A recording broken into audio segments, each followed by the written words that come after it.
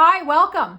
In this video, I want to take a closer look at one particular menopause symptom that personally drives me batty. And based on many of the comments that I receive on some of my other social media platforms, drives many of you insane as well. It's called paresthesia. In a nutshell, it involves every inch of your skin conspiring against you. It involves the central nervous system and causes frustrating, uncomfortable, worrisome, and strange sensations that can attack any part of the body.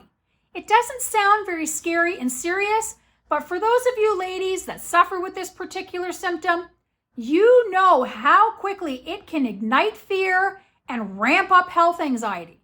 If this is something you struggle with, stick around. I'm going to go through the causes and symptoms and what you can do to ease the discomfort.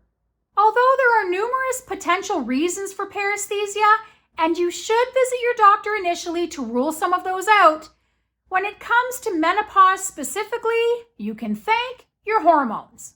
Depleting estrogen can affect the central nervous system directly, but it can also decrease collagen, which reduces blood flow, thins the skin, and affects the skin's elasticity. And it can also affect the body's ability to retain moisture, causing extremely dry skin. All of these can lead to paresthesia. It can be experienced as tingling, burning, itching, numbness, pins and needles, electric sensations, crawling, aching, or buzzing. Some women are lucky enough to only be hit with one or two of these sensations, while others cycle through many. I am one of the unlucky ones that suffers with many of these horrible sensations. The hands and feet are the most commonly affected areas, but many women feel these sensations in their arms, legs, face, and pretty much anywhere where there is skin. I feel this weirdness pretty much everywhere. It's uncomfortable and unnerving, and honestly, it's making me hate all of my clothing. Every piece of clothing I own feels like sandpaper on my skin. If any of you ladies out there are having this daily struggle with your clothing because it makes your skin feel 10 times worse, let me know in the comments. I'm curious to know how common it is for paresthesia to be amplified when clothing touches the skin. I could just be a big weirdo, but I suspect that's probably not the case. There are several things that you can do to, at the very least, reduce the intensity of the sensations.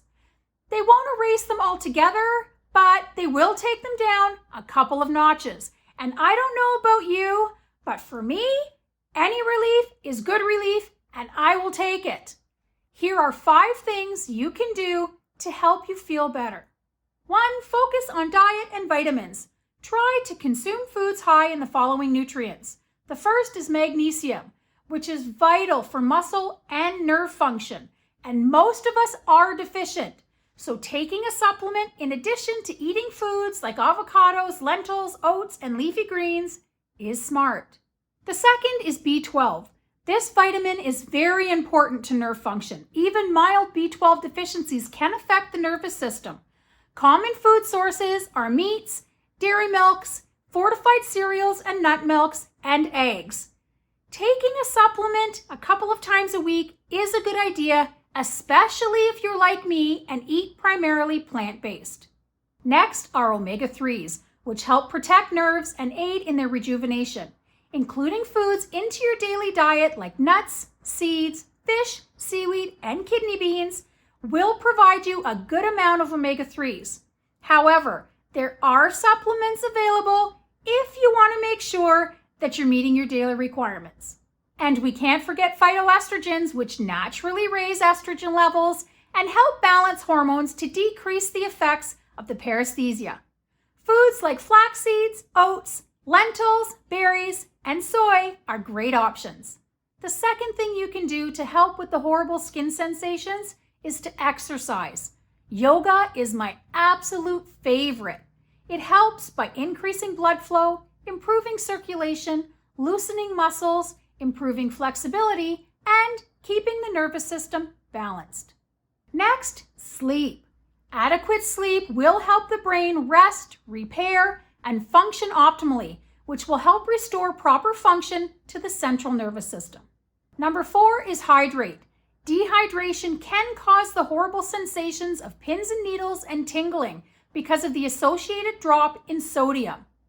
Drinking ample water is easy enough to do, so why not? Sip water throughout the day.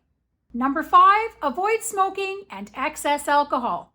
Smoking restricts blood flow to the nerve cells and decreases circulating estrogen, and excess alcohol can damage nerve cells and cause vitamin deficiencies. So it's probably best if you quit smoking and keep alcohol intake to a minimum if you're suffering from paresthesia. As an added bonus, the suggestions I just mentioned will help with many of the other symptoms that menopause often blesses us with. And it's just good advice in general for health and well-being in midlife. If any of you have had some success controlling paresthesia, let me know in the comments what methods you used. If you're interested in more content on midlife and menopause, subscribe. I have a channel full of videos that may be of interest to you. I also have a support group for any of you ladies interested in connecting to other menopausal women. The link to that group is always in the description. Wishing you all health, happiness, and peace of body and mind. Thanks for watching, everyone, and I will see you all in the next video. Bye for now.